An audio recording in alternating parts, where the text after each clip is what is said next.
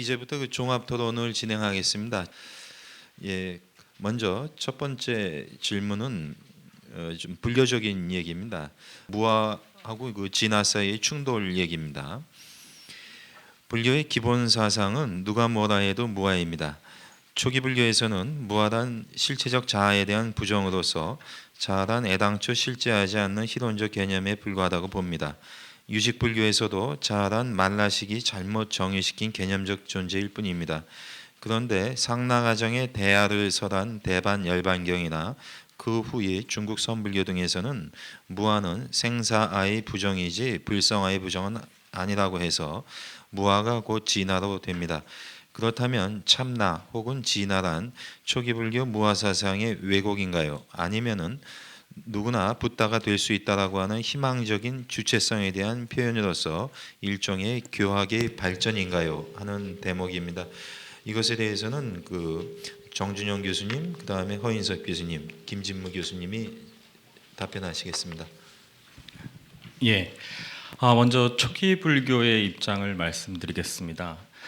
불교는 2500년이라고 하는 긴 시간 동안 이어져 왔습니다.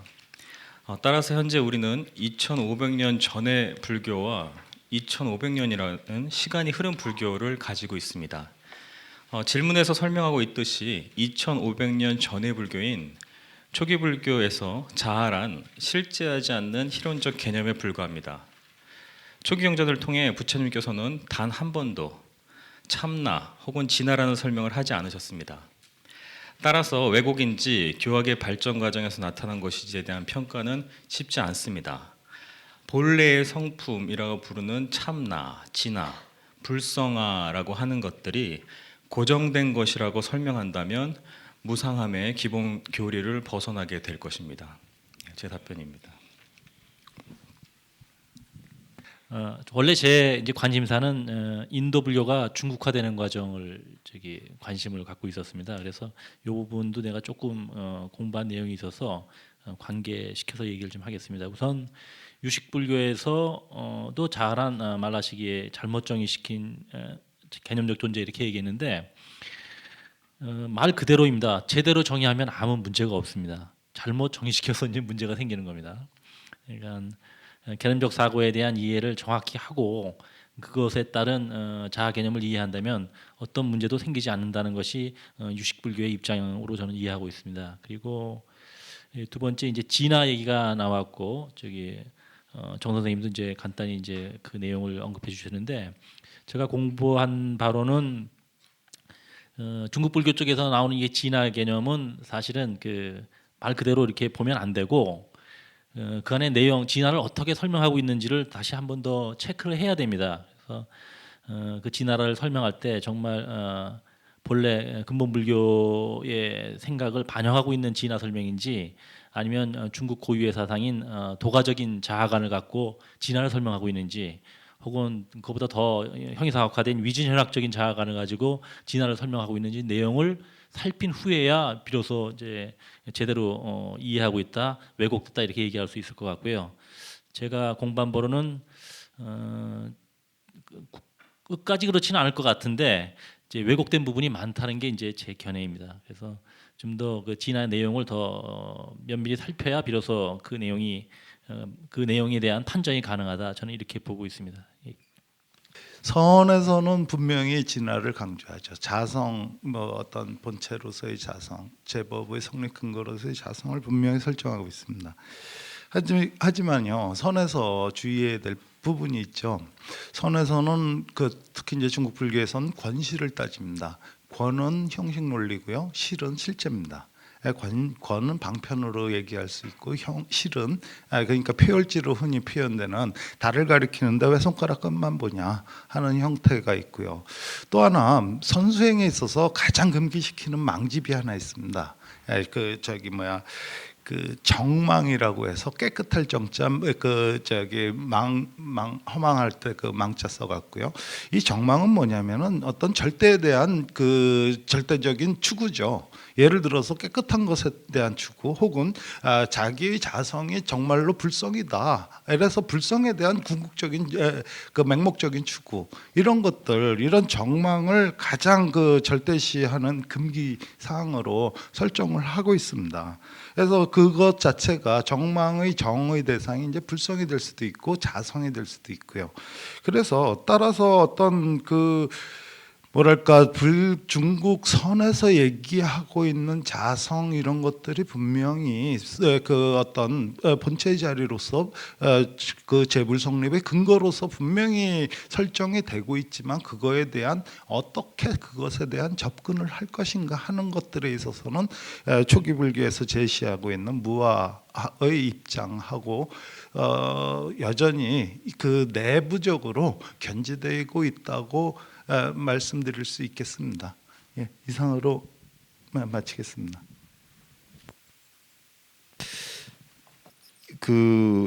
이 문제를 제가 그럼 이렇게 물어볼까요? 아까 그 허인섭 교수님 그랬죠. 그 진화는 그 맥락을 볼 때 그 내용을 일단 잘 봐야 된다. 예, 그래서 그게 이제 진짜 불교 근본 불교를 반영한 건지 노장적이고 뭐 어떤 현학적인 것까지 된 건지 하는 건데 사실 그 말에는 내용을 보겠다는 얘기는 내용을 봤었을 때 어떤 그 판정도 포함된 거 아니겠어요? 그래서 특히 저도 그 허 교수님이 이제 특히 인도 불교의 중국화를 이제 주로 많이 취급하셨다는 걸 알고 있기 때문에 그 소위 그 진화의 내용을 봤었을 때 어디까지를 불교적이라고 봐야 되고 그렇지 않은 것인지에 대해서 좀 생각하시는 게 있다면은 좀 말씀을 부탁드립니다. 그렇지 않아도 그 얘기를 지금 두 번째 질문에서 하려고 했었습니다. 근데 그 얘기 자체가 이제 그 노장하고 위진현학에 대한 뭐 이해를 바탕으로 해야 되니까 얘기가 간단하지는 않습니다. 아주 함축해서 얘기하자면 결국은 제가 아까 또 이제 발표를 했던 그 미솔로지컬 띵킹, 그러니까 신화적 사유, 그러니까 연속성, 역동성에 대한 이해를 어떤 방식으로 하고 있는가, 불교는 어떻게 하고 있고 노장은 어떻게 하고 있는가, 이게 이제 관건이었습니다. 근데 분명히 그 두 사상은 역동성, 연속성, 상호 의존성 이런 거에 대한 관심이 높은 철학이고 또 그것을 중요시 여겨서 그것에 대한 이해를 높이려고 이제 노력하는 철학이기 때문에 만날 수밖에 없었습니다. 그래서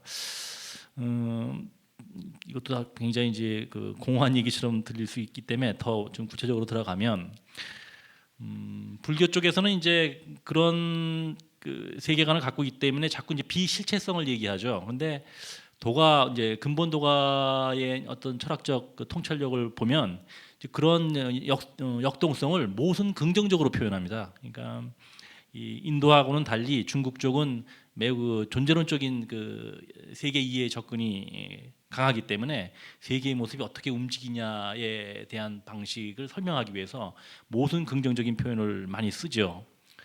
근데 그 결국 그 제가 최초로 얘기했던 역동성과 연속성에 대한 그 철학적 통찰력에 있어서는 만날 수 있지만 그 이후에 도가도 논리적 사유의 산물이고 또 그 이후에 발전상에서 보면 발전이라고 하면 안 되겠네. 변화상에서 보면 매우 실천론적인 사고로 빠지는 경향이 많이 나옵니다.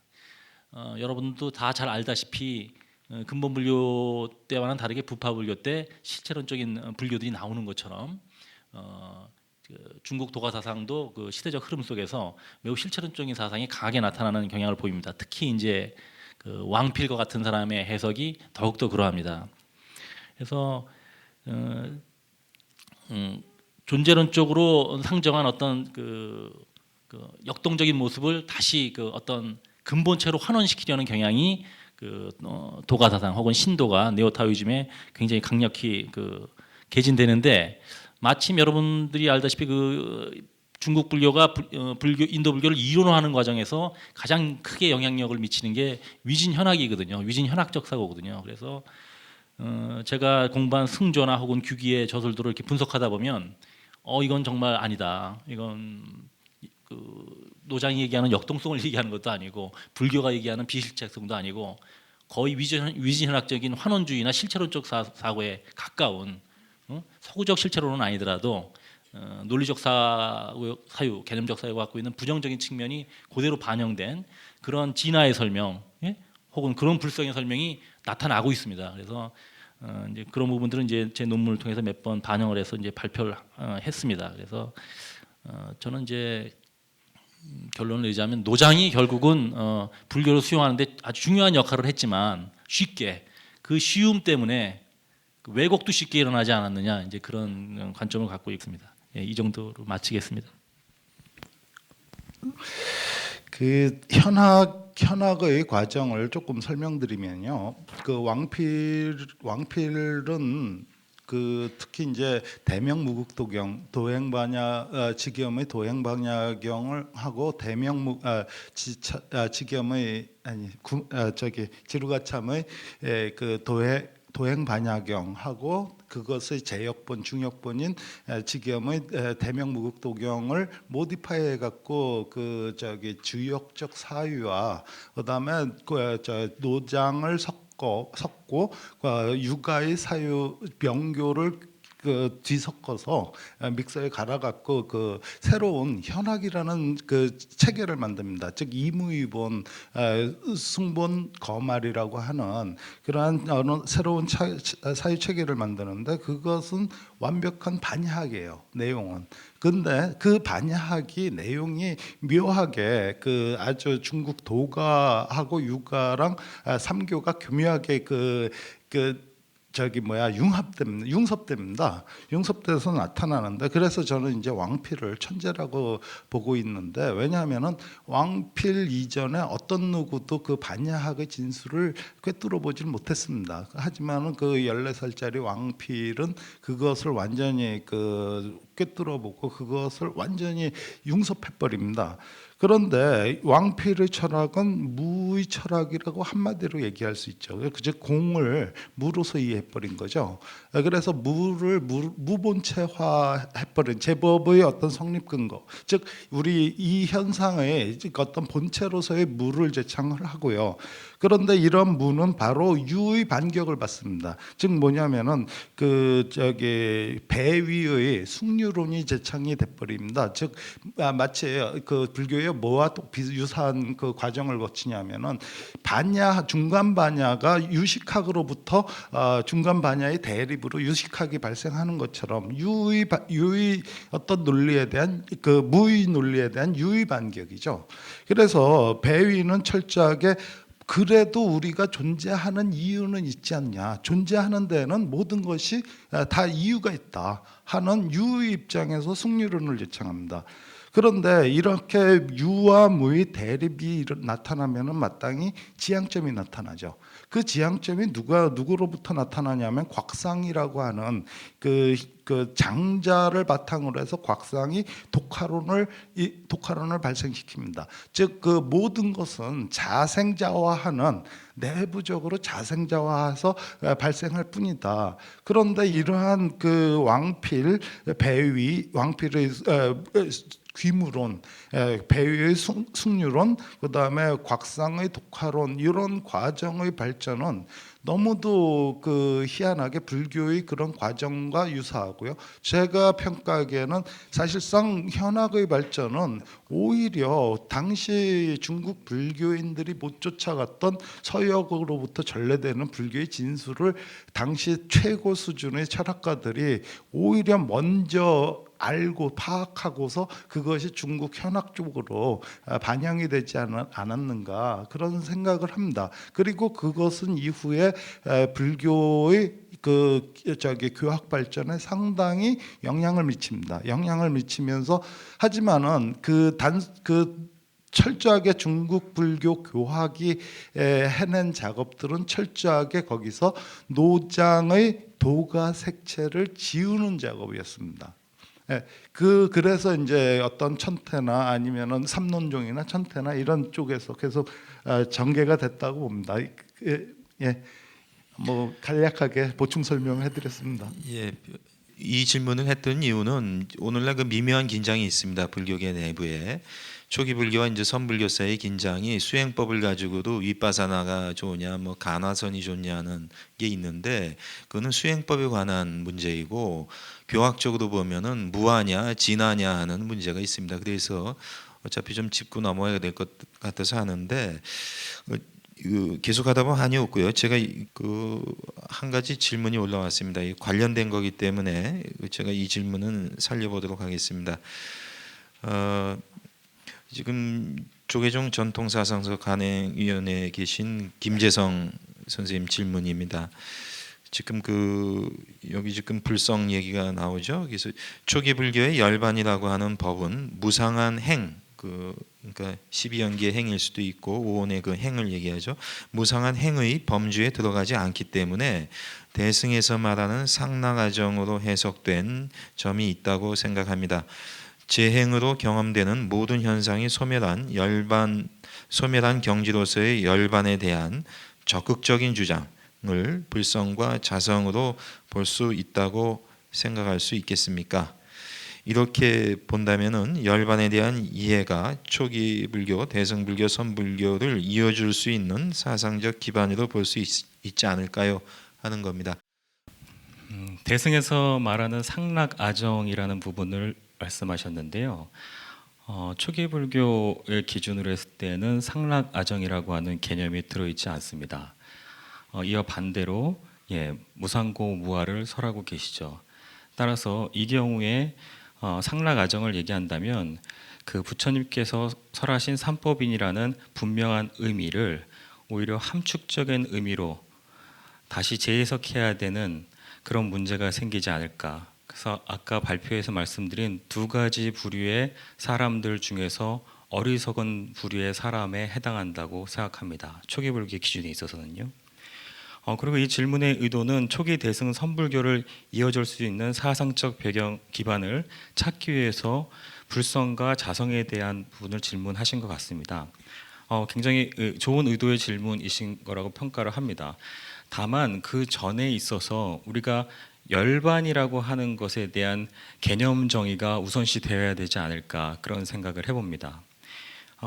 열반이라고 하는 말은 뭐 니빠나 산스크리트로 니르와나라고 하는데 굉장히 다양한 의미가 있습니다. 아마 그 열반에 대한 그 표현 용례를 보면은 80가지 이상이 초기 경전에서 설명되고 있습니다. 그래서 이것이 열반이다라고 정의하기는 상당히 모호한 상태입니다. 그 니르와나라고 하는 용어를 봤을 때 니르 없다, 와나 가래가 소멸된 상태가 열반이라고도 해석할 수 있고요. 또한 탐진치의 소멸 상태를 열반이라고 보는 것이 가장 대표적인 예가 될 수 있습니다. 그렇다면은 저희가 또 하나의 문제가 생기는데 탐진치의 소멸 상태가 열반이라고 한다면 아라한이라고 하는 열반을 성취한 자는 탐진치의 소멸 상태 안에 있습니다. 안에 있기 때문에 아라한은 열반 상태 안에 있는 것이고, 그리고 아라한은 행위하고 말하고 밥을 먹고 할 수 있다는 얘기죠. 다시 말해 열반 안에서 활동을 할 수가 있습니다. 반면에 부파불교 이후에서의 열반은 마음이 열반만을 대상으로 하고 있는 상태를 얘기합니다. 따라서 이 경우에는 열반 상태 안에서 말하거나 행위하거나 밥을 먹는다거나 그런 것이 불가능한 상태가 됩니다.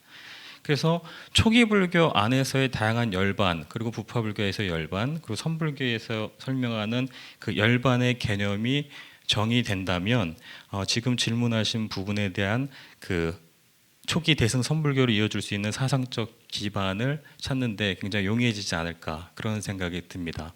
좋은 질문 감사드립니다. 김정옥 교수님께서 질문하신 내용에 대한 이미 이런 이 부분에 대한 답변을 아까 한 걸로 기억하는데요. 즉 무상고 무아라는 그런 어떤 집환멸 어떤 부정적인 표현들, 그런 것들은 전부 한역경전에서 분명하게 어떤 그 예를 들어서 뭐 저기 그 18개의 미개합하기 때문에 발생하는 촉으로부터 어떤 그런 어떤 고로이로 생로사로 현현되는 그러한 과정에서나 쓰이지 어떤 그 증득의 과정 혹은 어떤 제법의 성립 근거가 되는 데에서는 결코 그런 부분에 있어서는 부정적인 표현이 나타나지 않습니다. 그런 측면에서는 이제 이런 이 말씀을 적극적으로 긍정할 수 있고요. 그런데 이제 아까 저도 이제 열반에 대한 부분들을 좀 저기 짚고 넘어가야 될 것 같은데요. 제가 알기로는 대승불교의 출발은 그 부팔불교에서 열반에 대한 지나친 천착을 부정하기 위한 과정에서 반야라고 하는 결국은 열반 자체의 본성 자체가 비어 있지 않나 하는 적극적인 반성의 틀로서 나온 것으로 알고 있습니다. 즉 그 과연 우리가 궁극적인 어떤 단계, 열반의 단계를 설명하는 완전한 무위법, 과연 유의로서 무위에 도달할 수 있는가 하는 본질적인 그 반성으로부터 그런 시각에서 이제 반야라는 그 과정이 출현한 걸로 이해하고 있습니다. 그렇다면은 이런 열반이 과연 초기 불교 그에서의 열반하고 개념적으로는 어떻게 설정이 될 건가, 그런 부분 아까 정준영 교수님께서도 말씀하신 그런 부분에 대한 어떤 그 공통된 인식이 선행돼야 되지 않을까, 그런 부분을 집어야지 이것이 가능하다는 생각이 듭니다. 예, 이상입니다. 불교에 잘 모르시는 분들은 상당히 고역이셨을 텐데, 이제부터는 불교와 그 다른 학문으로 넘어가는 그 중간적인 질문을 하겠습니다. 아까 그 무의식 얘기가 나왔었습니다. 그것에 대한 질문입니다. 유식 불교의 알라야식은 프로이트의 심층 무의식과 비교하는 사람이 많이 있습니다. 알라야식이 의식의 저층에서 도도히 흘러가는 폭류와 같다는 점에서 이 비교는 잘못된 것 같지는 않습니다. 그러나 프로이트의 무의식의 주 내용이 성적 리비도인 이상 광대한 업종자의 저장처 같은 알라야식과 제대로 들어맞을 것 같지는 않습니다. 알라야식이 무의식인가 하는 질문입니다. 무의식의 내용이 주로 성적인 것이야만 하는가 하는 것도 질문이 될 수 있습니다. 또 이건 이제 우희정 교수님 쪽인데요. 신경계와 면역계의 구조에서 과연 무의식이라고 하는 이런 것이 인정될 수 있는가 하는 질문입니다. 사실 그 유식 30송은 우리 그 세친 께서 당신이 이 메디테이션 아주 그 깊은 메디테이션에 대한 일종의 리포트죠. 내가 해봤더니 이렇더라 하는 얘기입니다. 그러니까 저는 해보지 않아서 정말 그런지 안 그런지 모르고 학문적으로 그 당신이 써놓은 얘기를 이제 분석했을 따름입니다. 아마 이제 이 그 알라이식의 흐름에 대한 경험은 스님들께서 훨씬 더 잘하실 겁니다 아마. 그래서 저는 항상 그 부분에 대해서 열등의식을 지니고 있습니다. 알지도 못하면서 떠드는 것 같아서요. 네, 그런 걸 전제하고 얘기하자면, 이렇게 되면 이 무의식 개념을 좀 아까도 저기 김종윤 선생님이나 우희정 선생님께서 지적을 해줬지만, 무의식 개념을 좀 어떻게 잡아야 될지 이제 그 문제가 더 중요한 것 같습니다. 방금 전에 한 얘기와 관계지어서 얘기하면, 우리한테 무의식일 수도 있지만 사실은 이제 그런 부분을 분명히 경험한 분들, 이제 우리가 경험하지 못한 그 심층 의식을 경험한 분들한테도 그걸 무의식이라고 해야 되는지, 그러니까 이건 개념상의 문제가 아닌가 이런 생각이 들고요. 굳이 이제 나타난 내용으로 보자면, 이제 그 마나스가 작동되기 전에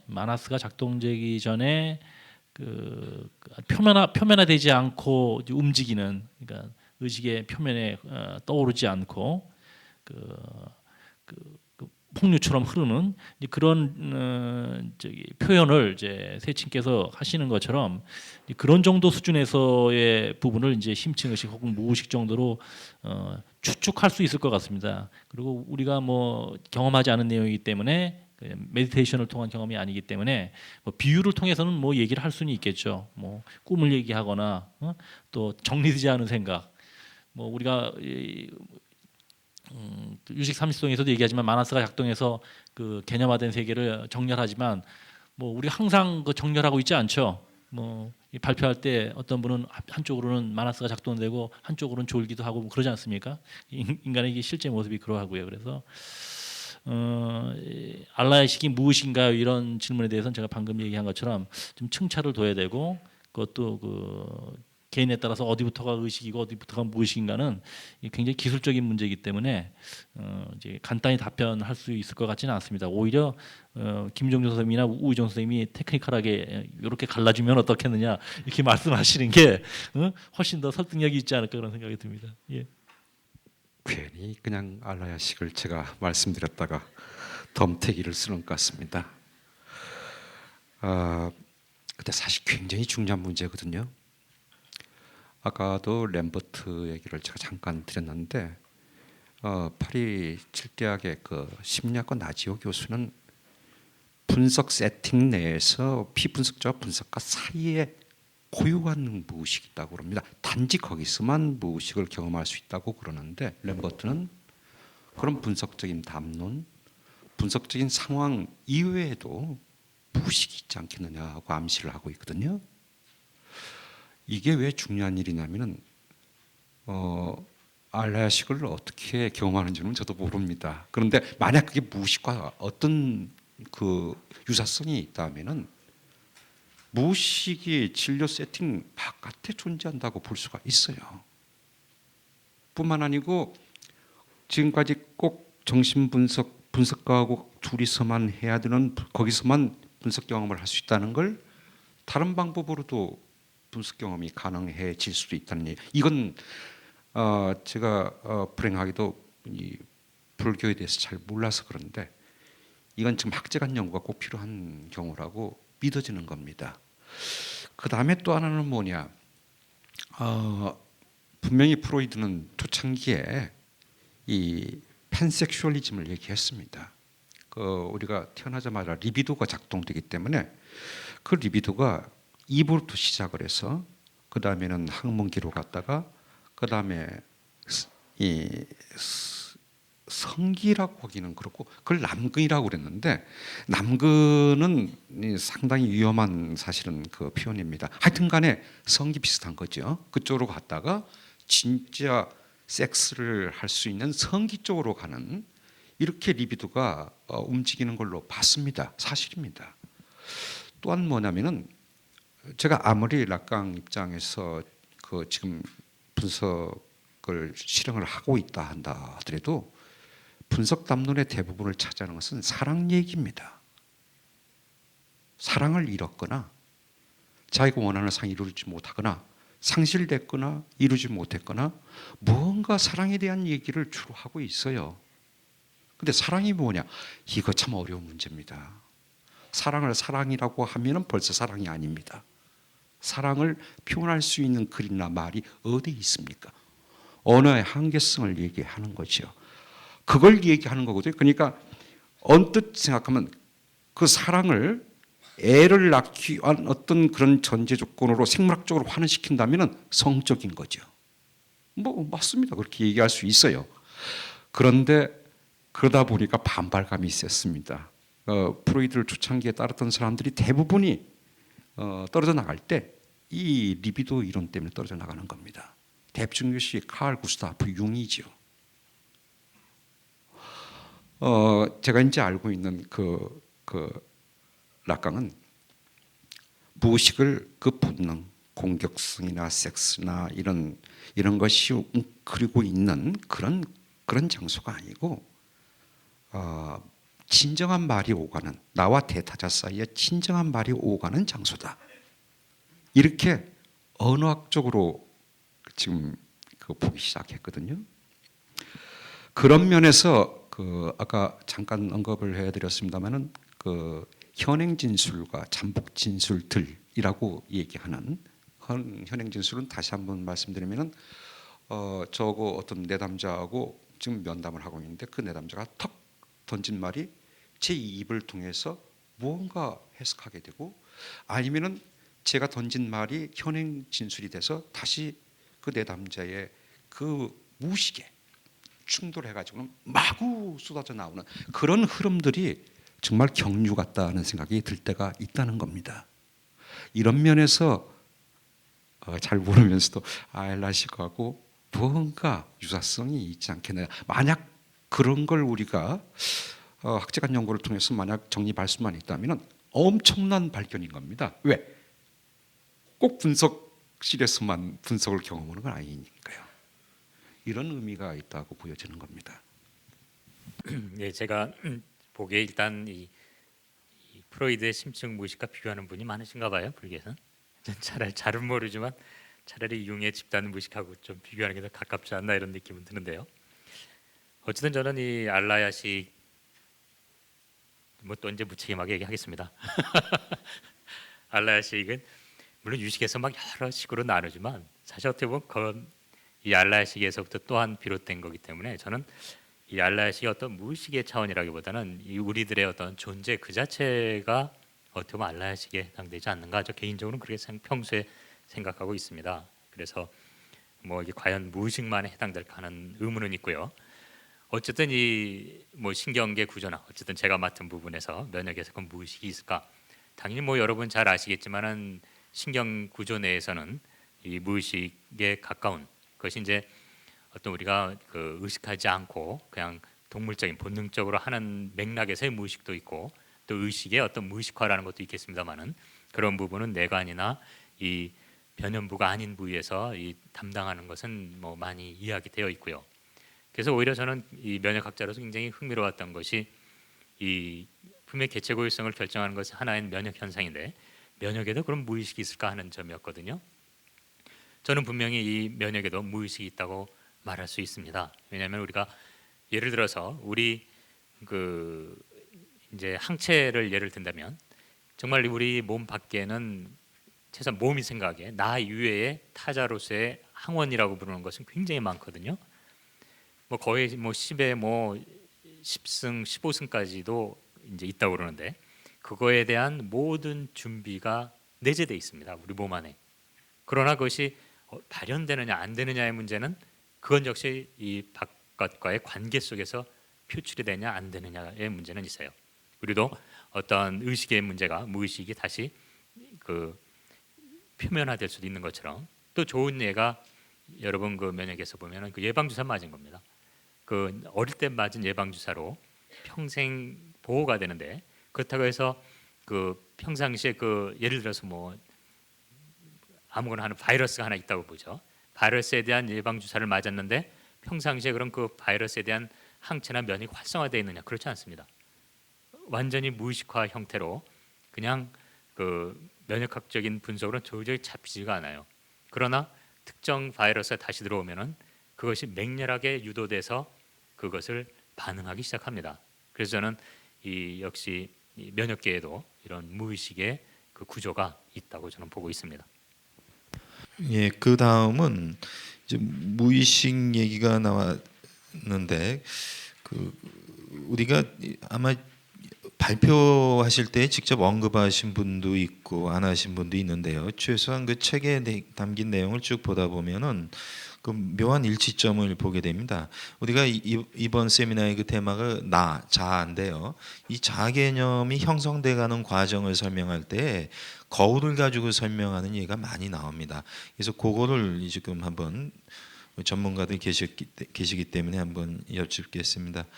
인간에게서 자아 개념의 형성을 거울의 비유를 통해서 설명하는 경우가 많은 것 같습니다. 정신의학에서 자아는 거울 단계에서 자신을 거울상과 동일시함으로써 생겨난 구조이고 심리학에서도 자아는 생후 18개월 정도의 어린아이가 거울에 비친 모습을 자기 육체로 인식함으로써 생기는 것이라고 합니다. 생물학에서 자아는 거울 신경세포가 타인에 대한 모방과 감정이입 등을 수행함으로써 생긴다고 합니다. 그런데 정신의학과 심리학에서는 자아를 출생 후 거울 작용에서 이루어지는 후천적인 것으로 보고 있는 반면에 생물학에서는 자아를 거울 신경세포의 작용으로 형성되는 제가 보기에는 그런 점에서 선천적인 구조로 보는 것 같습니다. 자아 개념의 형성을 거울과 관련하여 좀 설명을 듣고 싶고요. 그리고 인간의 자아 개념이 선천적 구조인지 아니면 후천적 습득인지 하는 거, 아까 그 권성만 교수님한테도 질문했던 건데, 이 거울 개념과 관련해서 김정주 원장님, 권성만 교수님, 우희정 교수님께 답변을 듣겠습니다. 거울 단계라고 하는 것이 그 락강 선생이 두 번 발표한 거거든요. 1939년에 한 번 했고 그 뒤에 전쟁 후에 48년에 다시 또 발표하게 됩니다. 그래서 그 락강을 몹시 존경했던 그런 끌레망이라는 여선생은 이 락강은 온통 거울 단계만 생각한 것 같다고 그렇게 얘기할 정도입니다. 그러니까 모든 락강의 정신분석 시작이 거울 단계지요. 근데 우연일치지만 우리의 자아도 거울 단계에 형성되기 시작한다는 겁니다. 그러니까 내가 비록 내 껍데기지만 허상이지만 제가 이렇게 오늘 모처럼 양복 입고 넥타이 매고 온 것도 제 허상을 꾸미는 거거든요. 저를 소개할 때 막 거창하게 막 떠붙이는 것도 여러분들께 설득력을 주기 위해서 제 껍데기를 말씀해 주시는 거란 말씀이에요. 그렇지 않습니까? 근데 이게 꼭 필요합니다. 왜? 껍데기 없이 어떻게 알맹이가 보존됩니까? 이제 흔히 저희들처럼 소위 저보다 더 많이 아시는 분들이 계셔서 이제 그렇지만 저는 다 잊어버렸습니다만 우리가 세포학을 공부를 할 때 세포막이라는 게 껍데기입니다. 근데 세포막이 없으면 알맹이가 벌써 빠져나가 버려서 존재하지 않아요. 세포라는 것이 없어져 버리는 거죠. 이런 얘기입니다. 그런데 그게 허상이고 착각이고 그렇다는 것은 알자는 겁니다. 락강의 얘기는 이렇게 해서 거울 단계로부터 시작을 하는데 그 거울 뉴런 얘기를 지금 하셨는데 거울 뉴런을 제가 처음 본 것은 이 마커스 옴즈하고 올리버 텀블이라는 두 신경학자, 한 분은 사실 정신분석가입니다만은 쓴 뇌와 내부 세계라는 책의 제 9장에 소위 토킹 큐어, 대화 치료가 어떻게 신경생물학적으로 설명이 되는지 그때 제가 처음 봤습니다. 그래서 이제 거울 뉴런이라는 것은 뭐냐면 그 우희정 교수님 그 글에서도 잠깐 봤습니다만은 이 소위 그 원숭이하고 실험을 할 때 한 원숭이의 행동을 따라하는 원숭이의 소위 그 운동을 일으키게 하는 그 센터에 있는 것이 똑같이 점화하더라는 겁니다. 이렇게 해서 이제 거울 뉴런이라는 것을 알게 되는데 왜 이게 정신치료, 정신분석과 관련이 있느냐면은 감정이입과 혹시 관련되지 않겠느냐는 얘기입니다. 근데 솔직히 아직까지는 제가 그 보고 있는 책은 2002년 책이 내놔서 그 이전 논문을 그러니까 1998년이나 99년 리졸라티라든지 이런 사람들의 논문들을 참고하고 있는 거거든요.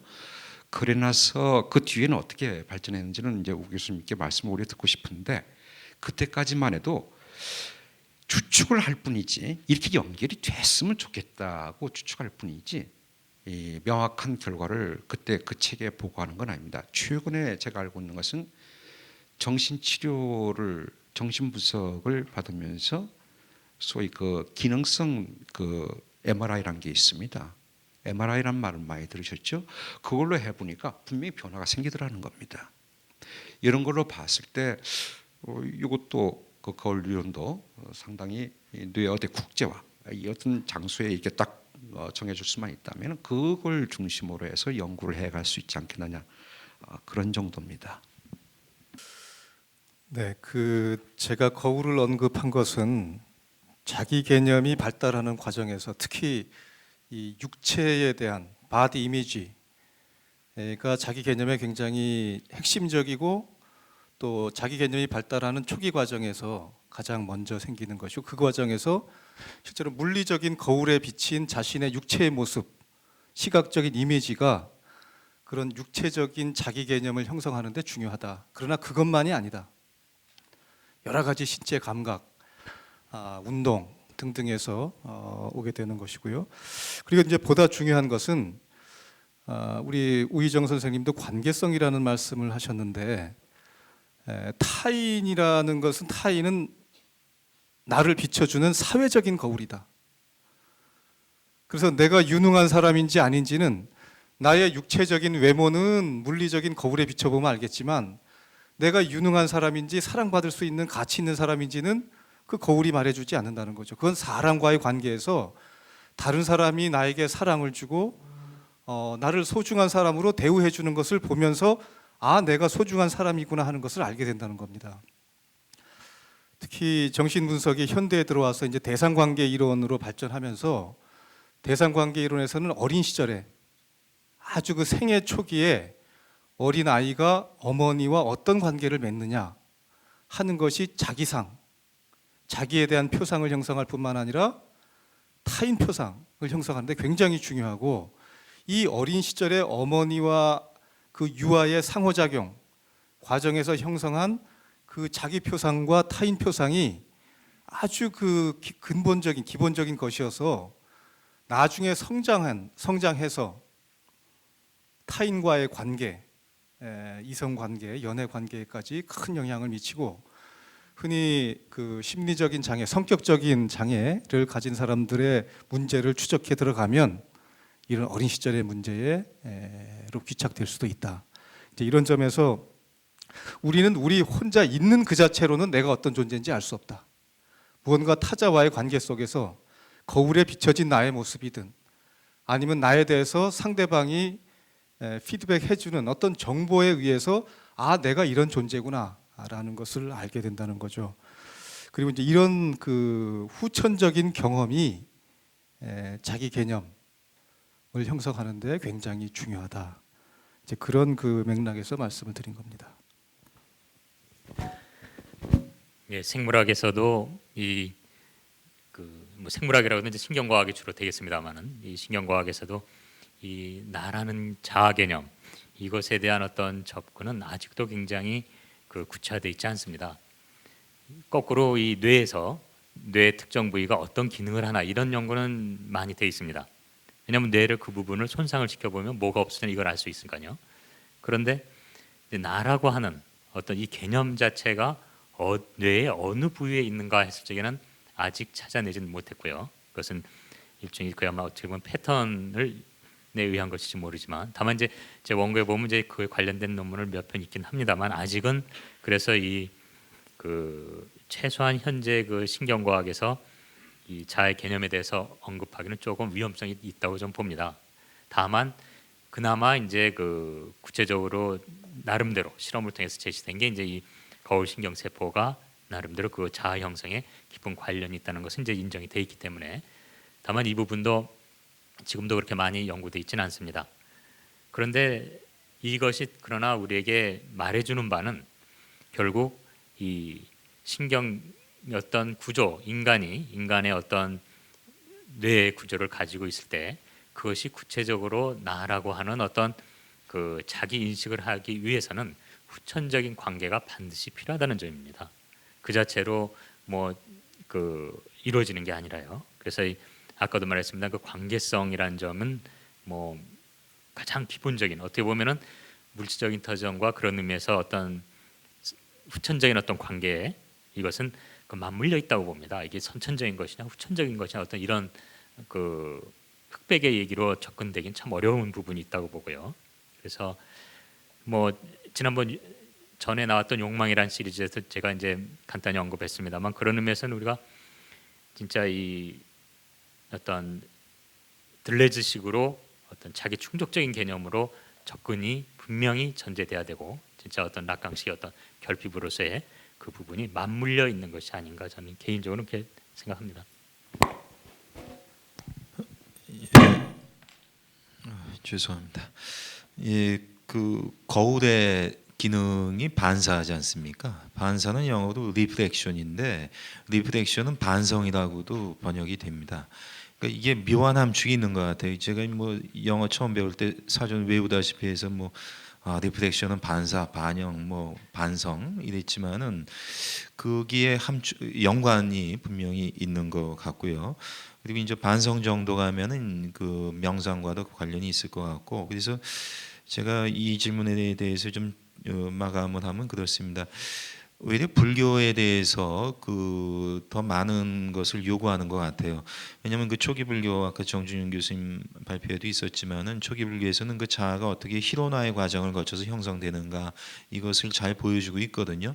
근데 과연 그 과정 설명 중에 이 거울의 이미지 같은 것을 채용할 수는 없을까 하는 대목들.